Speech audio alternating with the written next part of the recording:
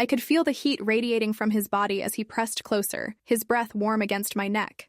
The firelight danced across his skin, highlighting every defined muscle as his hands found my waist. "You sure about this?" he whispered, his voice rough with desire. I answered by pulling him closer, feeling the steady rhythm of his heartbeat against mine. The night air was cool, but between us, everything burned. His fingers traced along my spine, sending shivers through me as I melted into his touch. The party was still going on around us, but in this moment, nothing else existed except the two of us and the electricity crackling between our bodies. Hey everyone, if you're enjoying this story so far, please hit that like button and subscribe. It really helps the channel grow, and I'd love to hear what you think in the comments below. The barbecue had been my idea. Something casual, nothing fancy, just burgers, cold drinks, and good music in my backyard. I'd invited the usual crowd. Sarah from next door, a few colleagues from the flower shop, some friends from college. The sun was setting over Grand Rapids, painting the sky in shades of orange and pink, and everything felt perfect. I was flipping burgers when I heard Sarah's voice rise above the chatter. "Nathan, you made it!" She was waving enthusiastically at someone I didn't recognize walking through my side gate. Tall, lean, with dark hair that caught the last rays of sunlight and eyes that seemed to take in everything at once. He carried himself with quiet confidence, a camera bag slung over his shoulder, and when he smiled at Sarah, I felt something flutter in my chest. "Sorry I'm late," he said, his voice carrying that low, warm quality that made me pause mid-flip. "Had a shoot that ran over." He handed Sarah a bottle of wine, then his gaze swept across the yard until it landed on me. For a moment, our eyes met, and I felt heat that had nothing to do with the grill. Sarah bounced over to me, practically glowing with excitement. "Chloe, meet my cousin Nathan. He's the photographer I've been telling you about, the one who just moved here from Chicago." She lowered her voice conspiratorially. "And he's single." I shot her a warning look, but she just grinned. Nathan approached, extending his hand. When our fingers touched, I felt a jolt of electricity that made my breath catch. "Nice to meet you, Chloe. Thanks for letting me crash your party." "Of course," I managed, hoping my voice sounded steadier than I felt. "Sarah's family is always welcome." His hand was warm, calloused in a way that suggested he worked with them, and he held mine just a beat longer than necessary. "Something smells incredible," he said, nodding toward the grill. "Can I help with anything?" Before I could answer, Sarah had grabbed his arm. "Come on, let me introduce you to everyone." She dragged him away, but not before he glanced back at me with a smile that made my knees weak. The evening progressed with easy conversation and laughter. Nathan fit seamlessly into the group, sharing stories from his photography travels, making everyone laugh with his dry wit. But I kept catching him looking at me when he thought I wasn't paying attention, and every time our eyes met, that same electric current ran through me. As darkness fell, we moved from the patio to the fire pit I'd built last spring. The flames cast dancing shadows across everyone's faces, creating an intimate atmosphere that seemed to draw us all closer together. Nathan had somehow ended up sitting directly across from me, and I found myself mesmerized by the way the firelight played across his features. "So, Chloe," he said during a lull in conversation, "Sarah tells me you own a flower shop. What's that like?" I took a sip of my wine, trying to ignore how his attention made my skin tingle. "It's wonderful, actually. There's something magical about working with fresh blooms every day, creating arrangements that make people happy. Weddings, anniversaries, apologies. Flowers are part of all the important moments." "That sounds incredibly fulfilling," he said, and I could tell he meant it.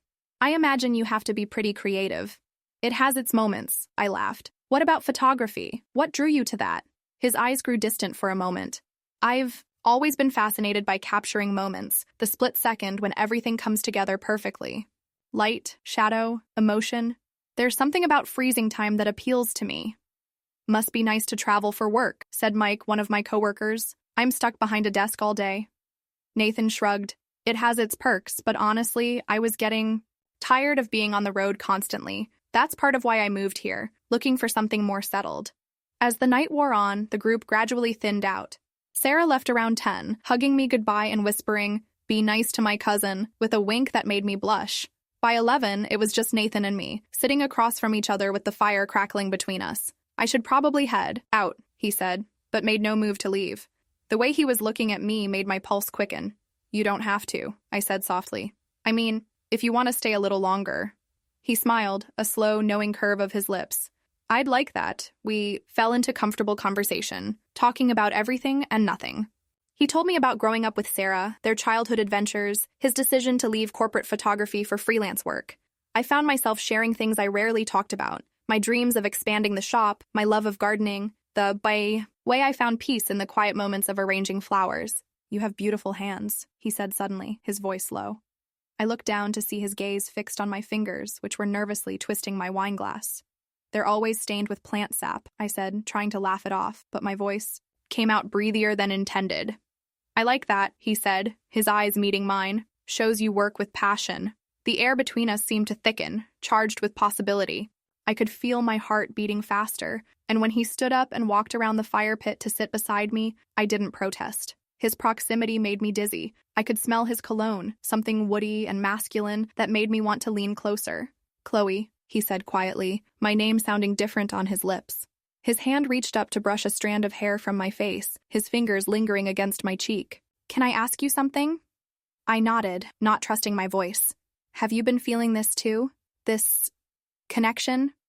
Instead of answering with words, I leaned into his touch, my eyes fluttering closed. When I opened them, he was closer, his face inches from mine. The fire crackled beside us, but all I could focus on was the warmth in his eyes, the way his thumb was tracing gentle circles on my cheek. "Yes," I whispered, and that was all the permission he needed. His lips met mine softly at first, tentative, questioning. When I responded by parting my lips and pulling him closer, the kiss deepened, becoming something hungry and urgent. His hands tangled in my hair, and I could taste the wine on his tongue, feel the way his breath quickened against my skin. When we finally broke apart, both breathing hard, he rested his forehead against mine. "God, Chloe," he murmured. "I've been wanting to do that all night." "Just tonight?" I asked teasingly, running my fingers along his jawline. He groaned softly. "Since the moment I saw you at that grill, looking so beautiful and completely unaware of it." His words sent heat coursing through me. I stood up, taking his hand. "Come inside with me," I said, my voice barely above a whisper. He didn't hesitate.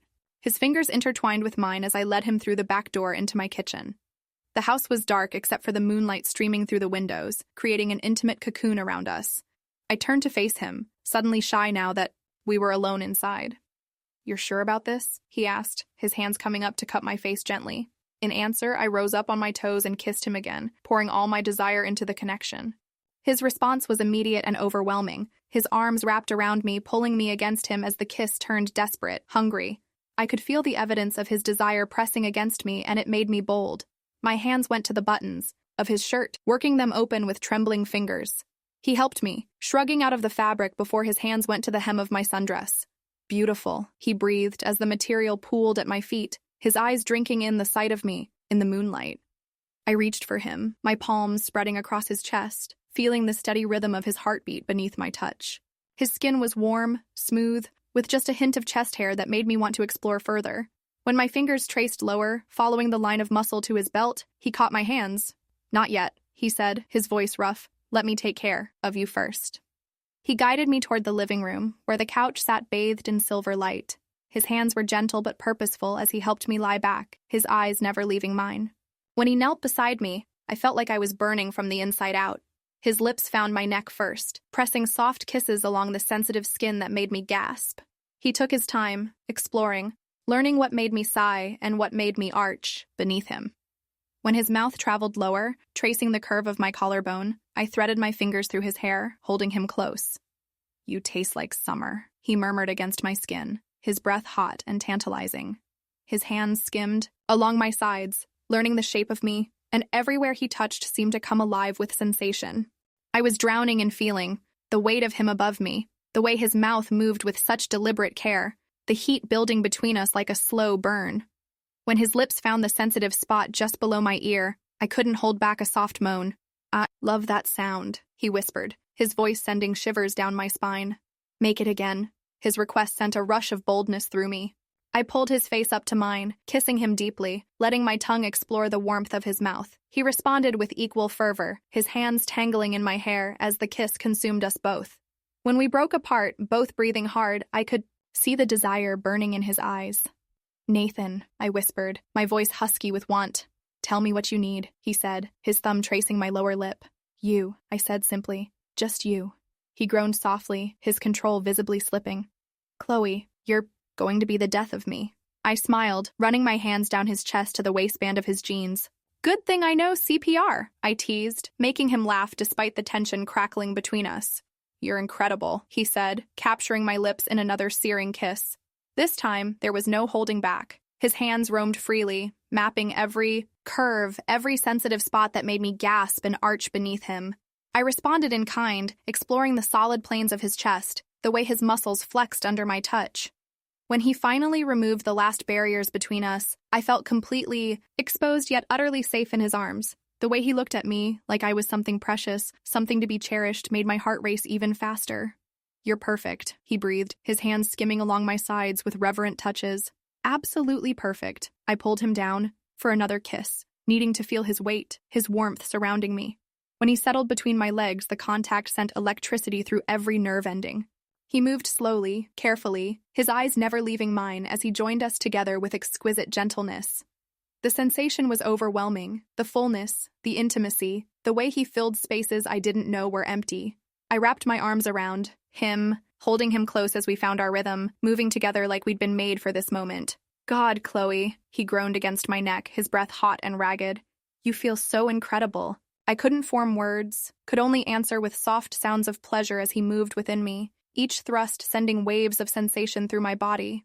The couch creaked softly beneath us, a rhythmic counterpoint to our joined breathing. His pace was perfect, not too fast, not too slow, building the tension between us with each deliberate movement. I could feel myself climbing higher, my body responding to his with an intensity that surprised me. When he shifted slightly, hitting a spot that made me cry out, he smiled. "Right there?" he asked, his voice rough with desire. "Yes," I gasped, my nails digging into his shoulders. "Don't stop." He didn't. His movements became more focused, more purposeful, driving me steadily toward the edge. I could feel the tension coiling tighter and tighter within me, my body straining toward release. "Let go," he whispered against my ear. "I've got you." His words, combined with the perfect angle of his movement, sent me spiraling over the edge. I cried out, my body arching beneath him as waves of pleasure crashed over me, leaving me shaking and breathless. He followed moments later, his own release shuddering through him as he buried his face in my neck, my name falling from his lips, like a prayer. We held each other tightly, riding out the aftershocks together, our bodies still intimately connected. For a long time, we just lay there, catching our breath, our heartbeats gradually slowing to normal. His fingers traced lazy patterns on my skin, and I could feel him pressing soft kisses to my shoulder. I started, then trailed off, not sure how to put it into words. "Yeah," he agreed, understanding perfectly. It was. We eventually made our way to my bedroom, where we spent the rest of the night exploring each other with slow, languid touches. Between bouts of passion, we talked quietly, sharing stories and dreams in the intimate darkness. I learned that he'd been hurt before, that he'd sworn off relationships after his last girlfriend cheated on him with his business partner. I told him about my own failed engagement, how I'd thrown myself into building my business after discovering my fiancé was more interested in my savings account than in me. "I wasn't looking for this," he said, as dawnlight began to filter through my curtains, his fingers tracing circles on my bare shoulder. "Neither was I admitted, turning to face him. "But here we are," he smiled, tucking a strand of hair behind my ear. "Here we are." When I woke up later that morning, he was already dressed, sitting on the edge of the bed with his camera in his hands. "Good morning, beautiful," he said, pressing a gentle kiss to my forehead. "You're leaving?" I asked, unable to hide the disappointment in my voice. "I have a wedding shoot in an hour," he explained apologetically. "But I was hoping...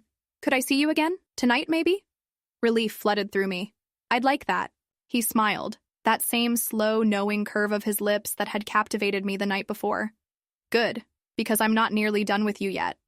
After he left, I found myself humming as I cleaned up from the party, replaying every moment of the night before. The way he'd looked at me, touched me, made me feel like the most beautiful woman in the world.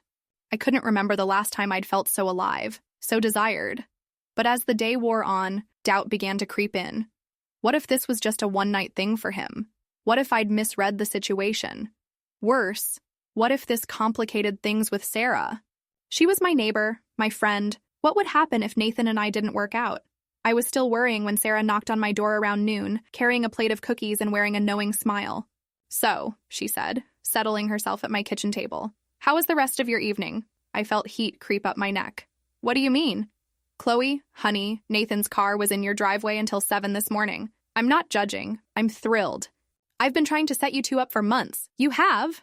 I stared at her in surprise. Of course, you're perfect for each other. He needs someone stable, someone who can ground him, and you need someone who can make you laugh, who can show you there's more to life than work. She leaned forward conspiratorially. Plus, he hasn't stopped talking about you since I first mentioned you to him. My heart skipped a beat. He has? Oh, honey, you should have seen his face when I told him about the party. He practically sprinted. Over here, she grinned. So, how was it? I found myself smiling despite my embarrassment. It was amazing. I knew it. She nearly bounced in her chair. When are you seeing him again? Tonight, I think. If he wasn't just being polite. Sarah laughed. Trust me, Nathan doesn't do polite when it comes to women. If he said he wants to see you again, he means it. Her words eased some of my anxiety, but I still felt nervous as evening approached. I changed clothes 3 times before settling on a simple blue dress that brought out my eyes, then spent an embarrassing amount of time fixing my hair and makeup. Nathan arrived at 7 with a bouquet of wildflowers, not the arranged kind from my shop, but ones he'd clearly picked himself from somewhere. I thought the florist might appreciate something a little more natural, he said with a sheepish grin. My heart melted. They're perfect. He took me to a small Italian restaurant downtown, the kind of place with checkered tablecloths and candles and wine bottles. Over dinner, we talked easily, the conversation flowing as naturally as it had the night before. He told me about his wedding shoot that morning, how he'd almost been late because he kept thinking about me. I shared stories from the flower shop, making him laugh with tales of bridezillas and impossible requests. I have a confession, he said as we shared tiramisu for dessert. I've been thinking about you all day, about last night. Good thoughts, I hope, I said, my cheeks warming. The best, he said, reaching across the table to take my hand. Chloe, I know we've only known each other for a day, but I can't shake the feeling that this is something special. My heart pounded. I feel it too. Good, he said, bringing my hand to his lips to press a soft kiss to my knuckles. Because I was hoping you'd let me take you home and show you exactly how special I think you are. We barely made it through my front door before his hands were on me, pressing me against the wall as his mouth found mine in a kiss that was hungry and desperate. The careful restraint from our first night was gone, replaced by urgent need. I've been thinking about this all day, he groaned against my lips, his hands roaming over my body with increasing boldness, about how you felt, how you tasted. His words sent heat pooling low in my belly. I reached for his shirt, desperate to feel his skin against mine again. Show me, I whispered. We made love with an intensity that left us both breathless, our bodies moving together with a passion that felt almost overwhelming. Afterward, as we lay tangled in my sheets, he traced lazy patterns on my bare skin. I should probably mention, he said softly, that I'm not usually like this. Like what? I asked, turning to face him. So intense, so quick to fall. He looked, vulnerable in the dim light. But there's something about you, Chloe. Something that makes me want to throw all my rules out the window. I smiled, pressing a kiss to his chest. Well, for what it's worth, you're not the only one breaking rules. We spent the next few weeks in a blissful haze of new romance. Nathan would stop by the flower shop during his lunch breaks, bringing coffee and stealing kisses when no customers were around. We'd spend evenings cooking dinner together, talking about everything and nothing, making love with a passion that seemed to grow stronger each time. Sarah was insufferably smug about her matchmaking success, but I didn't care. I was happier than I'd been in years, maybe ever. Nathan made me laugh, challenged me to try new things, and made me feel beautiful and desired in ways I'd never experienced before. But it wasn't until one evening, about a month after we'd first met, that I realized how deeply I'd fallen. We were at his apartment, looking through some of his photography portfolios, when I came across a series of candid shots he'd taken at my barbecue. You photographed the party? I asked, surprised. He looked embarrassed. I always have my camera, with me. Force of habit. I flipped through the images, Sarah laughing, Mike telling a story, various guests enjoying themselves. And then I found them. A series of shots of me flipping burgers with a smile on my face, me listening intently to someone's story, me gazing thoughtfully into the fire. Nathan, I breathed, looking up at him. I know it's creepy, he said quickly. I shouldn't have. No, I interrupted, looking back at the photos. They're beautiful. I had no idea you were watching me like this. I couldn't help it, he said softly. You were the most captivating person there. I've never seen someone so genuinely happy, so present in the moment. I wanted to capture that. Looking at these images of myself through his eyes, I saw something I'd never noticed before. A woman who looked content, confident, alive. It was how he made me feel, and somehow he'd managed to capture that essence in these photographs. I love you, I said suddenly, the words spilling out before I could stop them. His eyes widened, and for a moment I panicked, thinking I'd spoken too soon. But then his face broke into the most radiant smile I'd ever seen. I love you too, he said, pulling me into his arms. God, Chloe, I love you so much. We made love that night with a tenderness that took my breath away, our bodies moving together in perfect harmony as we whispered declarations of love against each other's skin. I felt complete in a way I'd never experienced before, like I'd found the missing piece of myself. The next morning, as we lay wrapped in each other's arms, Nathan traced the curve of my shoulder with his fingertip. So, he said, his voice still, husky from sleep. What happens now? Now? I smiled, pressing a kiss to his chest. Now we see where this takes us. I was hoping you'd say that, he murmured, tightening his arms around me, because I'm not planning on letting you go anytime soon. 6 months later, Nathan moved in with me. He converted my spare bedroom into a dark room, and I gave him space in the garden to grow the wildflowers he loved to photograph. We fell into an easy routine, mornings spent in bed with coffee and quiet conversation, days filled with work and the occasional lunch date, evenings cooking together and planning our future. Sarah remained proudly smug about her matchmaking success, frequently reminding us that we owed our happiness to her. We didn't mind. If anything, it had brought us closer to her, making our little neighborhood feel like a true community. Looking back now, I'm amazed at how one random barbecue could change everything. If Sarah hadn't invited Nathan, if he hadn't been running late from his shoot, if I hadn't been feeling adventurous enough to flirt with a stranger, so many small moments that had to align perfectly for us to find each other. But maybe that's how the best love stories begin, not with grand gestures or dramatic declarations, but with simple moments of connection, with the courage to take a chance on someone new, with the willingness to let unexpected guests into our carefully planned lives. Sometimes the most beautiful arrangements are the ones that happen spontaneously, when you're brave enough to let go of control and see what blooms naturally. And sometimes the person who changes everything is the one who shows up uninvited to your backyard party, carrying nothing but a camera and a smile that makes your heart skip a beat. So tell me, if a charming stranger showed up at your party, would you take the chance? Would you let them change everything? I'd love to hear your thoughts in the comments below. And if you enjoyed this story, don't forget to like, subscribe, and hit that notification bell, because trust me, you won't want to miss what's coming next. Thanks for listening, and I'll see you in the next one.